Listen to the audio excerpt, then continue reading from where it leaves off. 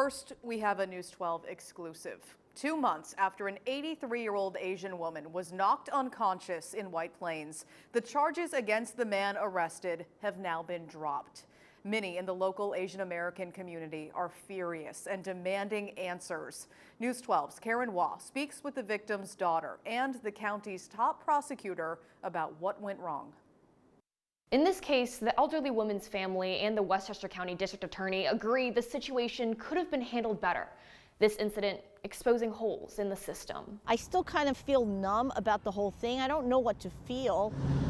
On a cold night back in March, on this corner in White Plains, Linda Toe's 83-year-old mom, Nancy, was punched in the face and left bleeding, unconscious on the ground. She only saw his eyes just before he spit in her face. I do think it's a hate crime because my mom is a very small Asian woman. There was no threat to this man. He didn't rob her.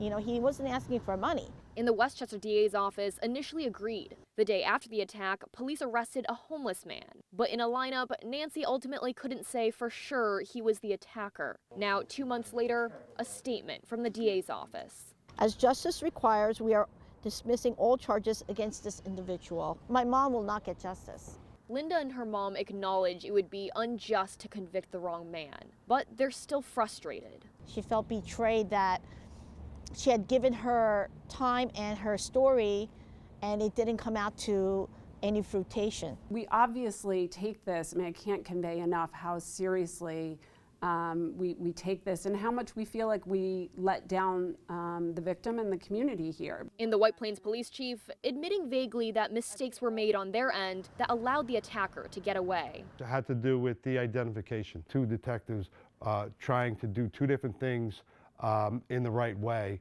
and that led to some procedural issues that should not have happened. Another barrier, lack of translators in law enforcement. Nancy Toe doesn't speak much English, and when she reported the crime to White Plains police, there was no Korean translator. They have to be trained to know that language is going to be a problem.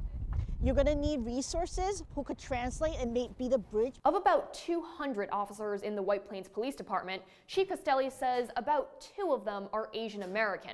That's 1%, whereas Asians make up 8% of the White Plains population. What tangible actions are you taking to either increase diversity in your department or recruitment or? I think we are a diverse department. We are continuously working on it. As I said, people transfer, people retire, the numbers may shift. DA Rocha acknowledges a root problem is the lack of diversity.